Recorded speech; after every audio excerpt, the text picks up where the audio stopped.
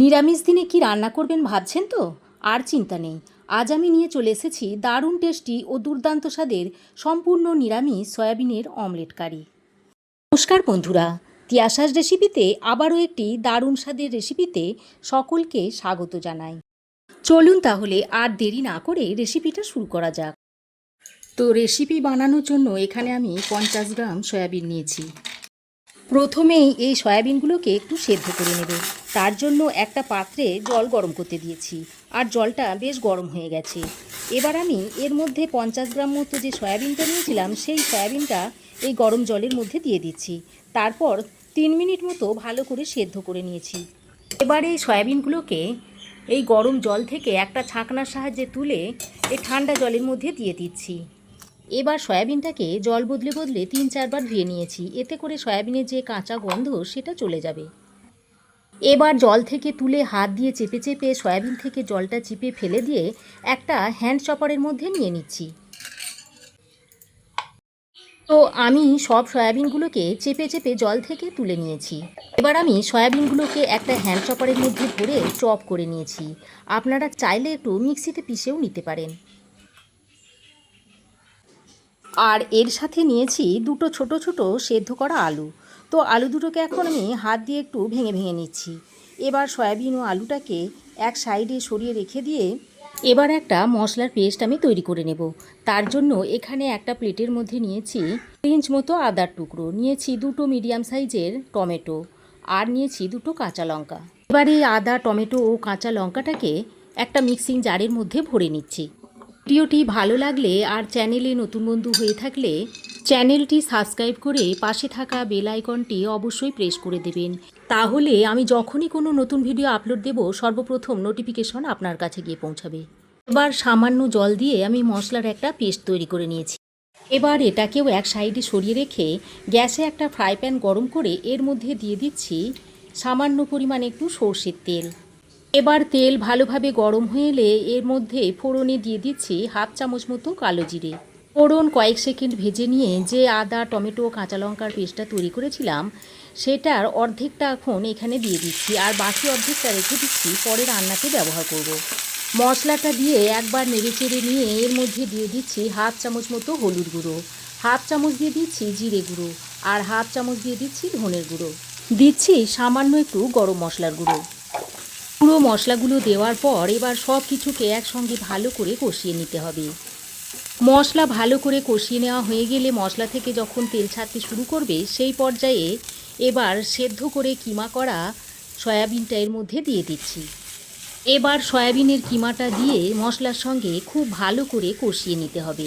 ভিডিওটি যদি ভালো লাগে তো অবশ্যই একটা লাইক করবেন। আপনাদের একটা লাইক আমার পরবর্তী ভিডিও বানানোর অনুপ্রেরণা যোগায়। গ্যাসের ফ্লেমটাকে মিডিয়ামে রেখে মশলার সঙ্গে সয়াবিনটাকে ভালো করে কষিয়ে নিয়েছি। এবার যে আলুটাকে সেদ্ধ করে হাতের সাহায্যে ভেঙে রেখে দিয়েছিলাম সেই আলুটা এখন এর মধ্যে দিয়ে দিচ্ছি। তো এখানে আমি দুটো সেদ্ধ আলু দিয়েছি, যাতে সয়াবিনটা খেতে ভালো লাগে তাই আলুটা দিয়েছি। আর আলুটা দিলে বাইন্ডিংয়ের কাজ করবে, আর সয়াবিনের থেকে আলুটা একটু কমই দিতে হবে, তাই আমি দুটো ছোট ছোট সাইজের আলু দিয়েছি। তো দেখুন আলুটা দিয়ে সয়াবিনের সঙ্গে ভালো করে নেড়ে চেড়ে মিশিয়ে নিয়েছি। এবার সব শেষে সয়াবিনের মধ্যে স্বাদ মতো নুন দিয়ে ভালো করে মিশিয়ে নিচ্ছি। দেখুন পুর আমার তৈরি হয়ে গেছে। এবার গ্যাসের ফ্লেম বন্ধ করে পুরটাকে নামিয়ে একটা অন্য প্লেটে রেখে এদিকে পুরটা ঠান্ডা হতে থাক, আর আমি এদিকে ততক্ষণে অন্য একটা কাজ সেরে ফেলি। এদিকে আমি 5টা বড় সাইজের পাঁপড় নিয়েছি, আর যে প্লেন পাঁপড়টা হয় সেই পাঁপড়টাই আমি নিয়েছি। আপনারা চাইলে মশলা দেওয়া পাঁপড়টাও নিতে পারেন।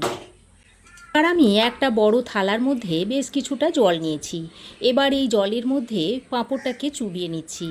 পাঁপড়ের 2 পিঠ ভালোভাবে চুবিয়ে নিতে হবে, তবে খুব বেশিক্ষণ জলের মধ্যে ডুবিয়ে রাখা যাবে না, সঙ্গে সঙ্গেই তুলে নিতে হবে, তা না হলে পাঁপড়গুলো ছিঁড়ে যেতে পারে। আর একসঙ্গে অনেকগুলো পাঁপড় ভেজাবেন না, 2টো কিংবা 3টে পাঁপড় ভিজিয়ে নেবেন, তা না হলে একটার সঙ্গে একটা লেগে যাবে, তখন পাঁপড়গুলো ছাড়াতে অসুবিধা হয়ে যাবে। দেখুন পুরটাও বেশ ভালোভাবে ঠান্ডা হয়ে গেছে। এবার এই পুর থেকে চামচের সাহায্যে অল্প কিছুটা নিয়ে এই পাঁপড়ের উপরে মাঝখানে দিয়ে দিচ্ছি। তারপর লম্বা আকৃতির একটা শেপ দিয়ে দিচ্ছি। এবার একটু লক্ষ্য করুন আমি কিভাবে ভাঁজটা দিয়ে নিচ্ছি। প্রথমে আমি ডান দিকটা তুলে দিলাম, তারপর বাম সাইডটা তুলে দিচ্ছি। এবার আমি নিচের দিক থেকে উপরে তুলে দিচ্ছি, তারপর উপর দিকটা আবারও তুলে দিচ্ছি। তারপর একটু চেপে চেপে দেবেন, আর দেখুন কত সুন্দর একটা অমলেটের মতো তৈরি হয়ে গেল। তো এইভাবে সবগুলোকেই তৈরি করে নিতে হবে। আমি আপনাদের সুবিধার্থে আরও একটা তৈরি করে দেখাচ্ছি। আবারও একটা ভেজানো পাঁপড় নিয়েছি, তারপর প্লেটে রেখে তার মাঝখানে পুর দিয়ে দিয়েছি। এবার ডান সাইডটা উপরে দিয়ে দিচ্ছি, তারপর বাম সাইডটা দিয়ে দিচ্ছি। আর আপনাদের যদি মুড়তে অসুবিধা হয় তাহলে এইভাবে হাতের সাহায্যে একটু জল নিয়ে লাগিয়ে দেবেন। এবার নিচের দিকটা এইভাবে উপরে তুলে দেবেন, আর উপরের দিকটাকেও এইভাবে মুড়ে নেবেন। দেখুন আরও একটা সয়াবিনের অমলেট আমি তৈরি করে নিয়েছি, আর দেখতে দেখুন কতটা সুন্দর হয়েছে। দেখুন একইভাবে সমস্ত অমলেটগুলো আমি তৈরি করে নিয়েছি। আপনারা আপনাদের প্রয়োজন মতো তৈরি করে নেবেন। অমলেটগুলো ভাজার জন্য একটা ফ্রাই প্যান গরম করে দিয়ে দিচ্ছি 2 চামচ মতো সর্ষের তেল। খুব অল্প তেলেই কিন্তু এগুলো ভাজা হয়ে যায়। এবার তেলটা ভালোভাবে গরম করে নিয়ে তৈরি করে রাখা অমলেটগুলো এর মধ্যে দিয়ে দিচ্ছি। একসঙ্গে বেশি করে দিয়ে ভাজা যাবে না, তাই আমি দুটো দুটো করে ভেজে নেব। এবার এক পিঠ হয়ে গেলে অমলেটগুলোকেও উল্টে দিচ্ছি। যেহেতু এটা পাঁপড় দিয়ে তৈরি, তাই এটা ভাজতে খুব বেশি সময় লাগবে না, অল্প সময়ের মধ্যেই ভাজা হয়ে যাবে। দেখুন বন্ধুরা, অমলেটগুলো খুব ভালোভাবে ভাজা হয়ে গেছে। এবার তেলটা ঝরিয়ে আমি তুলে নিচ্ছি। বাকি অমলেটগুলোও আমি ওই একইভাবে ভেজে তুলে নিয়েছি। অমলেট ভেজে তুলে নেওয়ার পর ফ্রাই প্যানে যে বাকি তেলটা ছিল ওই তেলের মধ্যে আমি হাফ চামচ মতো কালো জিরে দিয়ে দিচ্ছি, আর দিয়ে দিচ্ছি একটা তেজপাতা।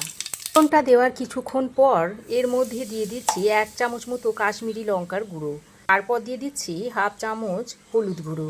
এই কাশ্মীরি লঙ্কার গুঁড়ো আর হলুদ গুঁড়োটা যদি এইভাবে তেলের মধ্যে দেওয়া হয় এই কালারটা খুবই সুন্দর হবে। এবার কাশ্মীরি লঙ্কার গুঁড়ো আর হলুদ গুঁড়োটা দিয়ে কিছুক্ষণ নাড়াচাড়া করে নিচ্ছি। তারপর বাকি যে অর্ধেক আদা, কাঁচা লঙ্কা ও টমেটোর পেস্টটা ছিল সেটা এর মধ্যে দিয়ে দিই। আদা, টমেটো, কাঁচা লঙ্কার পেস্টটা দিয়ে বেশ খানিকক্ষণ সময় ধরে মশলাটাকে কষিয়ে নিতে হবে। বাটা মশলাটা দিয়ে কিছুক্ষণ কষিয়ে নেওয়ার পর এর মধ্যে দিয়ে দিচ্ছি হাফ চামচ মতো জিরে গুঁড়ো, আর হাফ চামচ মতো দিয়ে দিচ্ছি ধনে গুঁড়ো। গুঁড়ো মশলাগুলো দিয়ে আরও কিছুক্ষণ কষিয়ে নেওয়ার পর দেখুন মশলা থেকে বেশ ভালোভাবে তেল ছাড়তে শুরু করেছে। আমি যে মিক্সিং জারের মধ্যে মশলাটা করে নিয়েছিলাম সেই জারের মধ্যে বেশ খানিকটা জল নিয়ে এর মধ্যে দিয়ে দিচ্ছি। সঙ্গে স্বাদ মতো নুনটাও দিয়ে দিচ্ছি। স্বাদের ব্যালেন্সের জন্য সামান্য পরিমাণে একটু চিনি দিয়ে দিচ্ছি। অল্প একটু গরম মশলার গুঁড়োও দিয়ে দিলাম। যেহেতু অমলেটগুলো দিয়ে বেশিক্ষণ ফোটানো যাবে না, তাই সব মশলাগুলো এই সময় দিয়ে দিচ্ছি।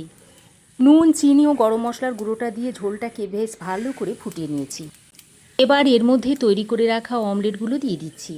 বন্ধুরা, এইভাবে তৈরি করে যদি কাউকে দেন তাহলে কেউ বুঝতেই পারবে না যে এটা নিরামিষ অমলেট কারি, ডিম ছাড়া তৈরি করা হয়েছে। আর এটা ভাত, রুটি, পরোটা সব কিছুর সাথেই কিন্তু খেতে দুর্দান্ত লাগে, আর এটা খেতে খুবই টেস্টি হয়। ভিডিওটা ভালো লাগলে প্রচুর প্রচুর শেয়ার করবেন। তো অমলেটগুলো দেওয়ার পর ভালো করে নেড়েচেড়ে ঝোলের সঙ্গে উল্টে পাল্টে নিয়েছি। তারপর এটাকে 2 মিনিট মতো টকবগিয়ে ফুটিয়ে নিয়েছি। অমলেটগুলো দেওয়ার পর খুব বেশিক্ষণ ফোটানো দরকার নেই, 2 মিনিট মতো ফুটিয়ে নিলেই চলবে।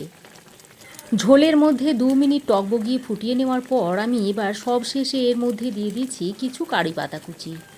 পাতাটা দিয়ে আরও 1 মিনিট মতো ফুটিয়ে নিলেই তৈরি হয়ে যাবে ডিমের অমলেট কারি। এবার গ্যাসের ফ্লেমটা বন্ধ করে দিয়েছি, আর দেখুন এটা দেখতে কতটা লোভনীয় হয়েছে। দেখে বোঝাই যাচ্ছে না যে এটা ডিম ছাড়াই তৈরি করা হয়েছে।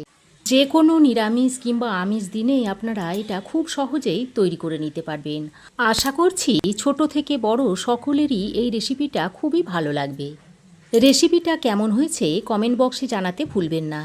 ভালো লাগলে অবশ্যই একটি লাইক ও শেয়ার করবেন। পাশে থাকা বেল আইকনটি অবশ্যই প্রেস করবেন। আর চ্যানেলে যদি নতুন হয়ে থাকেন তো চ্যানেলটিকে প্লিজ সাবস্ক্রাইব করার অনুরোধ রইল। আজ এ পর্যন্তই। আবার দেখা হবে নতুন কোনো রেসিপি নিয়ে নেক্সট এপিসোডে। সে পর্যন্ত ভালো থাকবেন, সুস্থ থাকবেন। ধন্যবাদ।